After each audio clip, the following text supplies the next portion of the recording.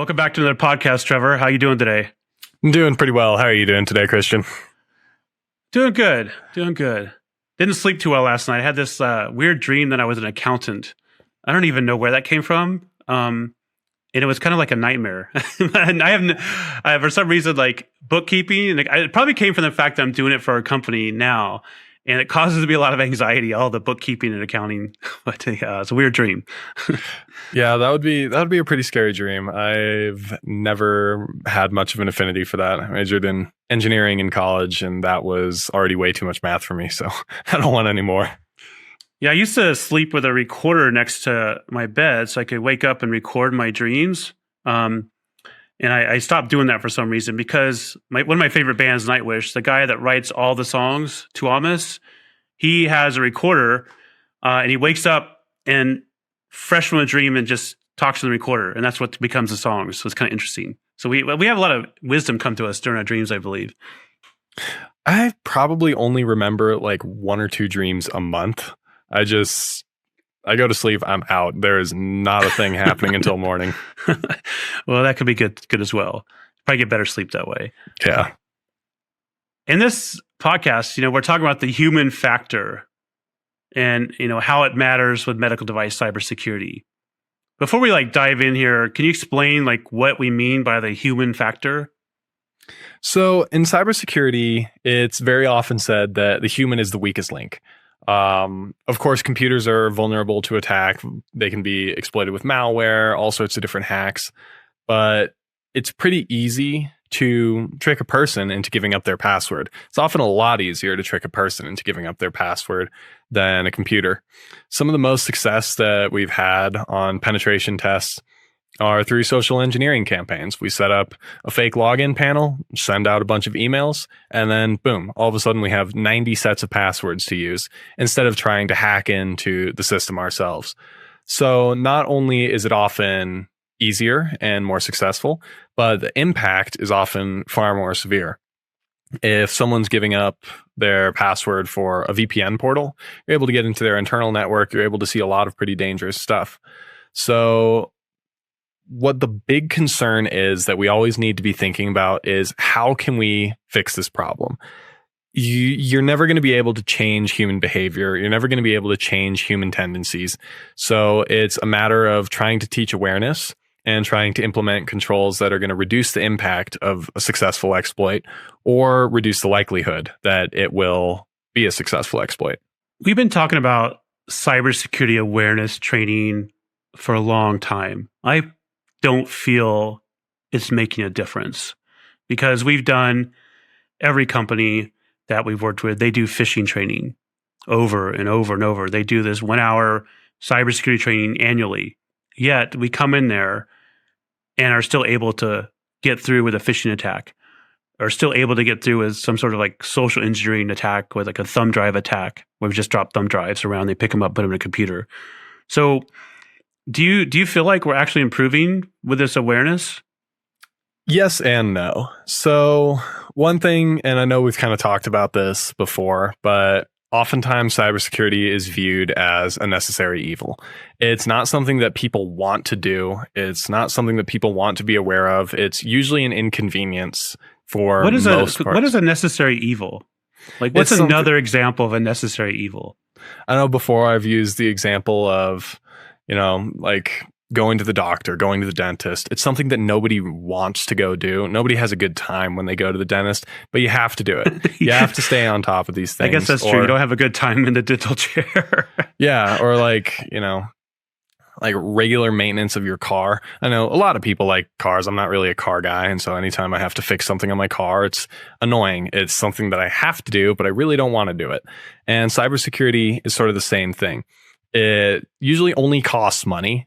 It is seen as a preventative measure, but it's expensive. You have to bring in a lot of new people. You have to bring in a lot of training. You have to teach people to do things that they don't want to do, require, complicated processes. And, anytime you're logging into your email, you should get a text on your phone, adds this layer of complexity. So people don't like cybersecurity. Yeah, it's frustrating. It's frustrating for me. I got so many freaking passwords and so many different text messages, emails, and authenticator apps just to log on to things, and I forget half of them half the time.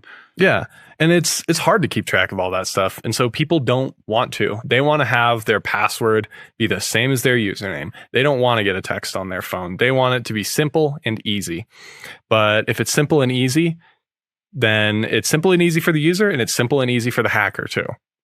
So that's what people need to be aware of. Now, with it sort of being the necessary evil, a lot of people go through that, annual phishing training or whatever. They get the email and they just go, oh, great, that's what I have to do on a Friday now. And they sit through this hour-long presentation and their eyes glass over after 4 minutes, and then they walk away without taking any information from it. So what is kind of an important thing to think about is people are never going to be as invested as they probably should be. So what can we do about it to make sure that their issues aren't going to be like these problems aren't going to have as great of an impact? Yeah, well, I think we have to design systems more securely and assume people are going to make those mistakes. Definitely. So part of that, I like the use of assumption there. A lot of testing is done under an assumed breach scenario. You assume that the device has already been hacked. You assume that someone from HR has already been hacked. You have an insider threat in the network. There's already a problem. And using that assumption works as a good starting point to build out security controls. We see with a lot of times, proper controls around a device with a medical device can be, okay, well, let's say someone is able to, compromise the user of the device. Well, as long as that user's access is properly gated, they aren't able to see anything that they shouldn't see, they can't move to a different device from that device, anything of that nature, the impact is going to get lessened significantly. Same thing in a healthcare environment, like a hospital network. Network segmentation is one of our big recommendations. If someone's able to compromise someone from HR and they can't move into the engineering department from there, that's massively going to limit what they're able to do. Yeah, I know healthcare providers, hospitals in particular, we consider them hostile environments from the perspective of a medical device going into that environment. And I've done a lot of penetration tests, and my team has, on hospitals. We've always gotten in, every single hospital. So if these medical devices are on the same network as the hospital, which they typically are, they're going to be compromised too. I remember a hospital in Louisiana we did a test with, and they had these kiosk computers. So if you're visiting the hospital and you're waiting on your loved one to have surgery or something, you could go to this kiosk computer. We simply went into the kiosk computer, put this thing called a LAN turtle on the network cable, between the network cable and the computer, and then we're able to remotely access that network. And on that network were medical devices and everything else. And what we found is some of those medical devices had default credentials on them. And most devices have some sort of web interface. So we were able to, get into devices that were pretty critical, like devices that were in an operating room. And we were afraid to get into them. Because we didn't know somebody's having active surgery, for instance. But that just shows you how important, I guess, awareness is, number one, for the staff to do some network segregation.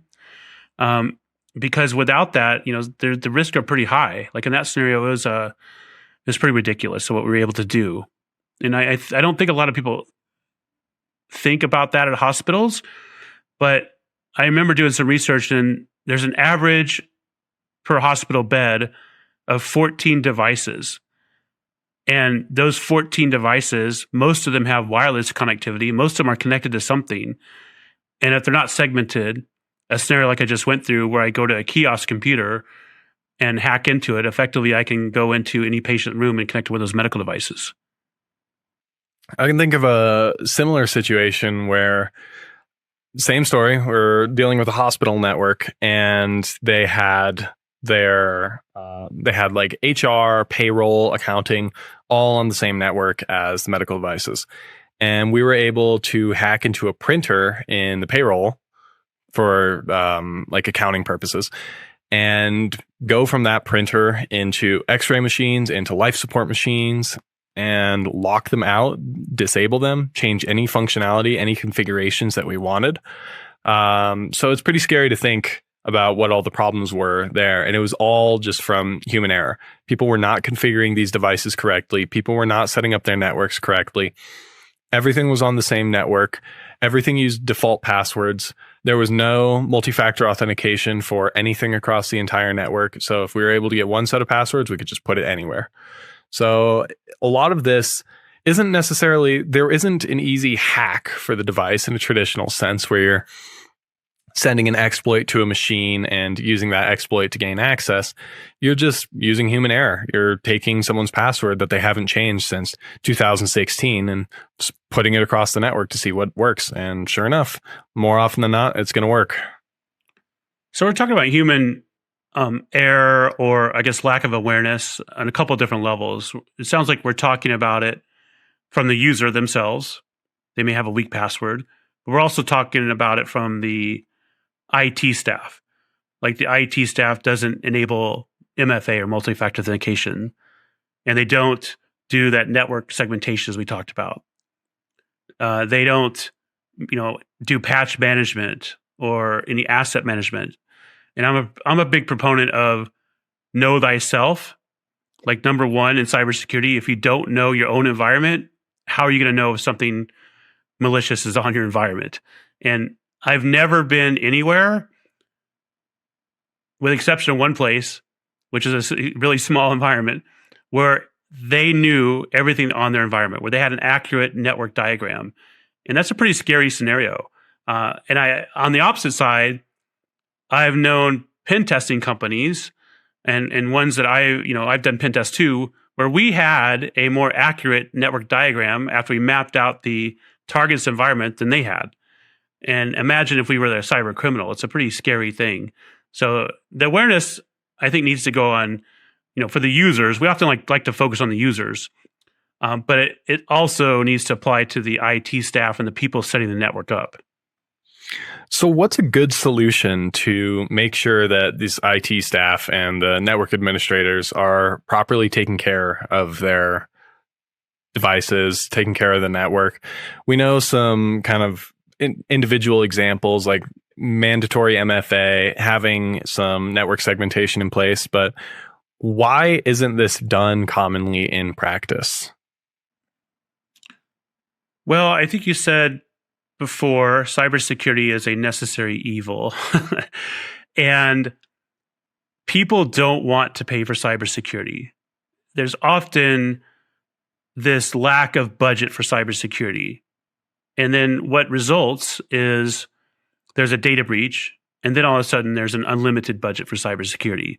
So it's ironic that the companies that can afford cybersecurity have typically had a breach and they understand the importance. A lot of organizations think, well, that could never happen to us. I think you've encountered this before, and so have I, where we've done a penetration test and the software developer, from an awareness perspective, is like, there's no way you could have gotten to that software. It's secure. Have you had an experience like that? And we're arguing with them, and we have to prove that we were able to get into it. Have you had any experiences like that?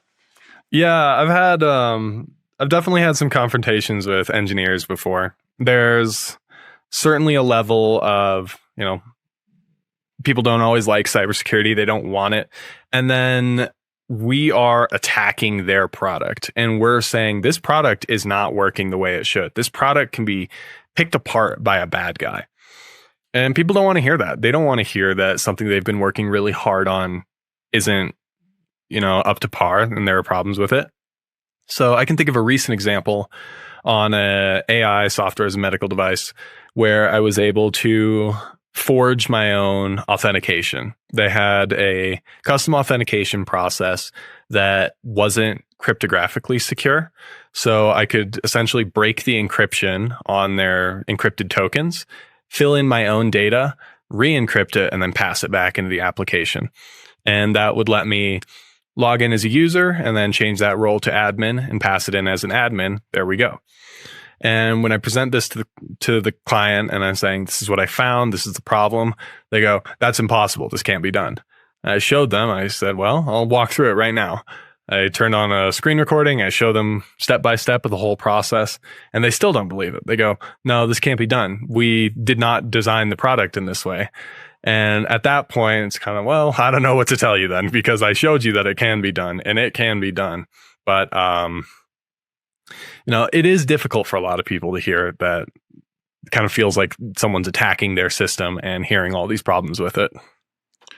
It is difficult, and I think we need a shift in the culture where software developers have more training on secure coding, and IT staff who's used to building systems that are functional have more training on cybersecurity, or we integrate the teams a lot better. I know we were talking earlier, and you mentioned in college you were majoring in cybersecurity and you had to take secure software development course or secure coding course, right? But then you had some friends that were developers that didn't have to take the same course you had to take. That wasn't required for them. And that's the irony of this situation, isn't it? Yeah, it was interesting. There were software engineering majors and they didn't take, the class was like secure development practices or something like that. It was application security. And they didn't have to take that class. And I did. And I was thinking, this is really weird. I have no intention to be a software developer. And of course, it was trying to go over the secure software development lifecycle process and trying to learn about proper security as part of integration more so than the coding itself. But it seemed weird to me that that would be not something developers are concerned about. And I think, like you said, it's partially a cultural problem. The just tech culture is a little bit more segmented than it should be. There should be a little bit more of an overlap. Developers should be more concerned about security. IT staff should be more concerned about security. Security professionals often need to be more concerned about user experience. I know, and this is a problem that I've been guilty of at times as well, where I have a recommendation, this is what you need to do for security. And someone says, well, that's going to be a really big deal. That is going to degrade the performance of the product. That's going to degrade the user experience. We need to figure something else out. And it forces me to sort of step back and think from the lens of like a product owner or a product designer, instead of just the security professional saying, this is for maximum security, saying what can be done to preserve security and preserve the user experience. So there should be a little bit more of blending of all of these different roles. I agree. And with medical device companies, at least the ones we work with, there seems to be a little bit of friction there between the cybersecurity team and the engineers or the software developers, like you mentioned. Do you feel like, we talk about the awareness and we talked about a secure software development lifecycle. There's a push towards DevSecOps, development, security, and operations. They all work together. Do you feel like we're making improvements in this area, or you feel like that maybe the FDA guidance is helping kind of force some improvement and the culture from a cybersecurity perspective with MedTech companies? I think it's a little bit of a mixed bag, honestly, seeing what the FDA guidance is doing as far as the culture. On one hand, to meet compliance and to meet regulatory requirements, you have to have this level of cooperation now. You have to address security and multiple teams have to be brought in. And I've seen a lot of engineers now in the past year, especially since the updated guidance, that are thinking about security for the first time. And they're saying, well, what does happen if this data gets breached? Well, if this functionality gets compromised, that's bad. This is what can happen from there. So on one hand, it is forcing a lot more awareness, forcing a lot of consideration that we haven't seen before. Now, on the other hand, it's forcing people to do things they don't want to do. They have to meet these requirements, and so they have to consider it. They have to start doing all of these different processes and steps. And a lot of times I've heard, I can't count how many times I've heard someone say exactly, well, we haven't done this before. We didn't used to do this. So, but why don't they want to do it if the result could be a patient dying? That's perplexing to me. I'm not going to fix something. I'm okay with a patient dying. Yeah, that's exactly why the guidance is in place, because it's not acceptable to say, well, I don't want to do this anymore. But before, it's a lot more work. It's a lot more effort. It requires oftentimes a complete overhaul in design. And that's It's like something this is like human nature. You're saying like we're inherently lazy and we don't want to do something that we don't want to do. Like I don't want to go to the gym to lose weight. I just want to take a pill every day or something. And this same human nature applies to this scenario with medical devices and the personnel developing the software is what you're saying. And another part of it is the impact of these changes. I know in the past we've talked about how security should be addressed in the beginning of the development lifecycle. It shouldn't be tacked on at the end.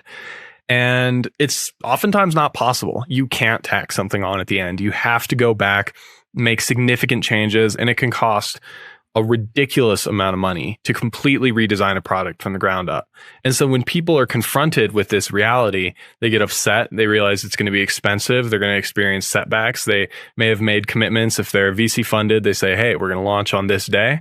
And then all of a sudden they have to redesign their product. It causes a lot of problems. So, that's a good point about the financial aspect of it. We talk about people just don't want to do it, but there's also budgetary constraints. We had a company that wanted to work with us maybe 4 months ago that totally forgot about cybersecurity. Then they had limited budget. They had a grant, or I think it's VC funding for this project. So they're about to launch it. The FDA kicked it all back and said, you got to do all the cybersecurity stuff. They talked to us. We have a fee involved. They have all this team to redo everything. And they decided to abandon that product because the cost to redo everything and to have us evaluate their system was too much. They couldn't get any more funding. So they just abandoned the project and the whole product. They never launched it. That probably happens more than, we're aware of, because cybersecurity is costly, especially at the very end.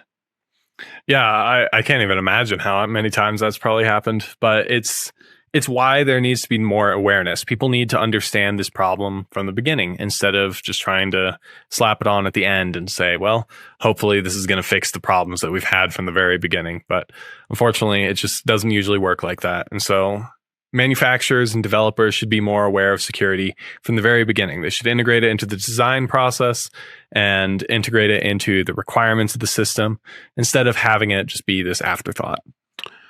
Yeah, and I think this culture, we talked about IT and users and engineers. I think it needs to start at the top of an organization as well. I used to work in an organization where I was a director of research and development, and we created this product. It was like a cyber attack simulator. And we had this timeline. We said it was going to be done in September, for instance. And that included all the cybersecurity testing of the product. Our CEO one day said, we've sold it. And this is like in April. He said, we sold a bunch of them and we need to get them out the door by the end of the month. I'm like, we haven't finished all of our testing. He's like, I don't care. Boxed it up, stopped the testing, and sent it out there. I'm like, it's full of bugs, and a lot of those are security bugs. He's like, I don't care. We need the revenue. We've already sold it. So I bet that problem was pretty prevalent with medical devices before this guidance, I imagine. Yeah, definitely. And that's part of why we're seeing a lot of the new guidance requiring testing on previously released devices, since we've seen all these legacy devices with God knows how many security vulnerabilities. And now they require testing. They require annual penetration testing to make sure that these are getting fixed and addressed for already fielded systems. Yeah, so the guidance is forcing some awareness and forcing some teams to work together. There might be some friction there, but I think overall it is improving the cybersecurity for medical devices. Yep, I would definitely agree.